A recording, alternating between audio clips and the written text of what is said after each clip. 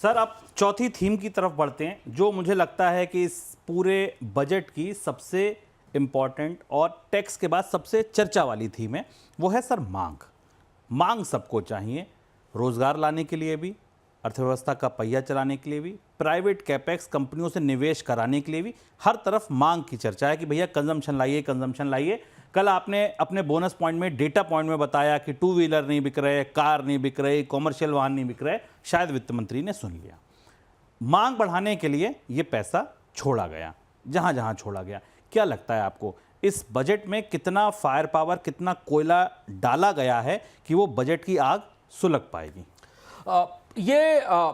अब हम अगर अपने पूरे विश्लेषण को करीब से देखें और देखें कि 1 लाख करोड़ रुपए अगर आप निर्धारित तौर पर देखें तो 1 लाख करोड़ रुपए की सीधी राहतें बजट से आम लोगों को या मध्य वर्ग को दी गई। और 1 लाख करोड़ रुपए अगर आप माने तो ये अगर लोग अपनी बचतों में नहीं रखते, ज़्यादातर लोग तो बचतों में रखेंगे, पुराने कर चुकाएंगे। अगर मान के चले कि 1 लाख करोड़ रुपए सिस्टम में शायद सीधे तौर पर जा सकता है, सैद्धांतिक रूप से हम मान सकते हैं।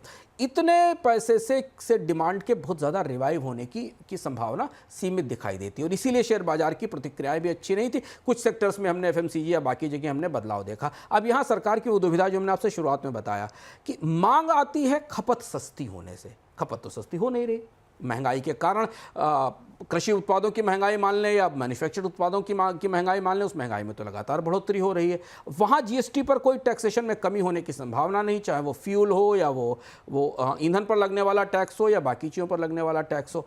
तो उत्साह के तौर पर, सेंटीमेंट के तौर पर, सेंटीमेंट भी बड़ी चीज़ होती है। बजट के भाषण में वित्त मंत्री ने पारिवारिक मनोभावों में उल्लास लाने की बात कही अपने भाषण में हिंदी में। तो सेंटीमेंट के तौर पर यह संकेत है कि सरकार ने समझा है कि बाजार में डिमांड कम है, इसलिए वो मध्य वर्ग के हाथ में पैसा छोड़ रही है।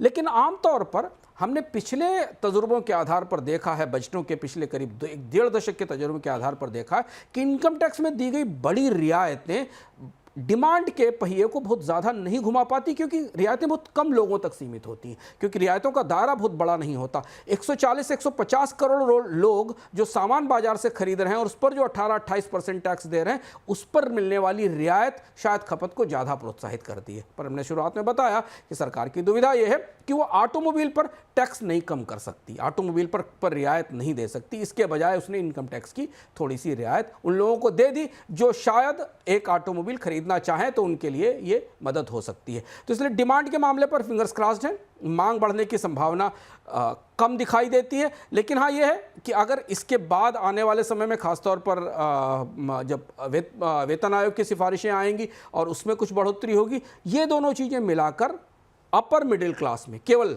लोअर और मिडिल नहीं, अपर मिडिल क्लास में शायद थोड़ा कंजम्पशन या थोड़ी मांग को बढ़ावा दे सकता है। पर इसे हमें करीब से अगले 2-3 तिमाही में और चूंकि हम बोनस पॉइंट पे आपके साथ रहेंगे, तो हम आपको अगले ही महीने, अगली ही तिमाही के आंकड़ों के साथ बता पाएंगे कि कितनी एफएमसीजी की, कितना साबुन मंजन बिका, कितनी कारें बिकी और कितनी बाइक बिकी। तो हाथ कंगन को आरसी क्या, इस रियायत का फ़ायदा और इस रियायत का मांग पर सर हमें अगले 2-3 महीनों में जो हमारे पास हाई फ्रिक्वेंसी डेटा आता है उससे दिखाई दे जाएगा।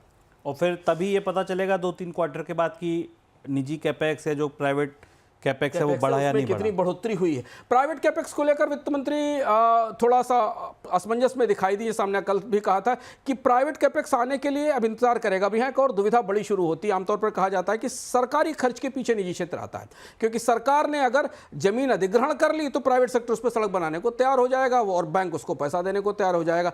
अब इस बजट को सुनने के बाद भारत की जो प्रमुख कंपनियां हैं वो पूंजी निवेश के बारे में थोड़ा असमंजस में होंगी, क्योंकि सरकार ने कहा हम तो भर पाए, इतना ही खर्च कर पाएंगे, इससे ज़्यादा खर्च करने की क्षमता नहीं है। अब प्राइवेट सेक्टर मार्केट में डिमांड के रिवाइवल के ठोस संकेतों को, मांग वापसी के ठोस संकेतों को समझने की कोशिश करेगा और उसके बाद वो अपनी निवेश की परियोजनाएं बनाएगा। इसमें कैविएट यह है कि अभी फिलहाल पिछली तिमाही के जो नतीजे कॉर्पोरेट्स के आए वो बहुत अच्छे नहीं आए हैं, उनके प्रॉफिट्स में गिरावट हुई है।